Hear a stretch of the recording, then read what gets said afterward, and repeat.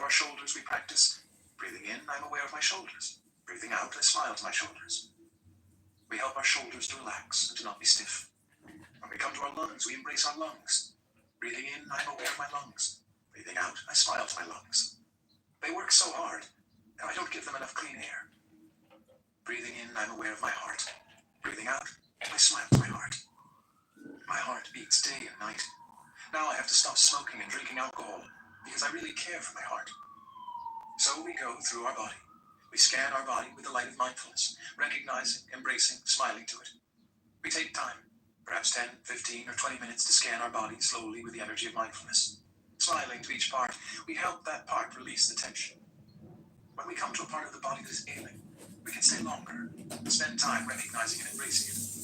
We use the energy of mindfulness to embrace it, to smile to it, and to help it release the tension. When there is a physical pain, our mindfulness will let us know it is only a physical pain. And with that kind of awareness, we are more relaxed and can heal more quickly. No distinction between means and ends. With mindful walking, our steps are no longer a means to arrive at an end. When we walk to the kitchen to serve our meal, we don't need to think, I have to walk to the kitchen to get the food.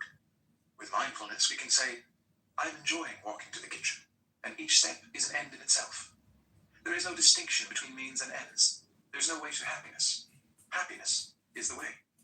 There is no way to enlightenment. Enlightenment is the way. Every time we make a mindful step, we are engaged in an act of enlightenment. We can be enlightened about the fact that we are making a step. Each step can have beauty in it. Washing a dish can be an act of enlightenment. It's delightful to wash the dishes. Taking care of painful feelings. When you know how to take good care of your body with your mindfulness, you can begin to enter the domain of feelings. To meditate on the feelings means to be aware of each feeling that is arising, whether that feeling is pleasant, unpleasant, neutral, or mixed. Before we take care of the painful feelings, we can first learn how to take care of the feelings that are not painful. The Buddha advises us to create the feeling of joy and happiness in order to nourish ourselves before we deal with the painful feelings. Just as a surgeon may judge that a patient is too weak to undergo surgery, and recommends that the patient first get some rest and nourishment so she can bear the surgery, so we need to strengthen our foundation of joy and happiness before focusing on our suffering. We can start with joy. Joy and happiness are always there as seeds in our consciousness. Breathing in, I'm aware of the feeling of joy in myself. Breathing out, I smile to the feeling of joy that is in myself. Breathing in, I'm aware of the feeling of happiness in myself. Breathing out, I smile to the feeling of happiness in myself. Let's get fiscal. Lesson 2, credit card combat. Getting your finances together? Learn to master your money with Credit Karma today for a stronger tomorrow. Defend yourself against generic advice and one-size-fits-all recommendations.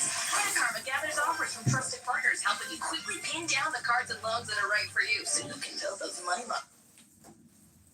Leaving behind. How do we bring about the feelings of joy and happiness that we need in order to be strong enough to deal with our suffering? The first thing to do is to release, to let go. Joy is born from letting go, leaving behind. Suppose we live in a big city like New York or Paris, and we suffer from the noise, the smoke, the dust. Perhaps we want to flee to the countryside. It may take an hour to leave the city behind, but if we can do it, it's worth it. When we come to the country, we feel the fresh air. We see the hills, the trees, the clouds, the blue sky, and we feel so happy that we've been able to leave the city behind and experience this beauty. But it's important to be aware that we won't be able to keep that joy and happiness for a long time. In a few weeks, we'll want to go back to Paris or New York.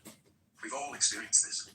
We're very happy for the first few days in the countryside, but we don't have the capacity of nourishing and keeping the joy and happiness for a long time. We suffer. We long to go back. We believe that our home is there. Home, sweet home. So when we go back to Paris or New York, we also feel joy and happiness because we're back in our home, only to suffer later on. So we go back and forth like that. In our modern society, many people have a second home, so they can flee their situation for some time and then go back. Joy and happiness are impermanent. They need to be nourished in order to stay longer. If we don't know the art of nourishing our joy and happiness, they will die. After some time, we lose our capacity of enjoying the joy and happiness that are available. That joy and happiness can be nourishing and healing, but they're not deep enough to transform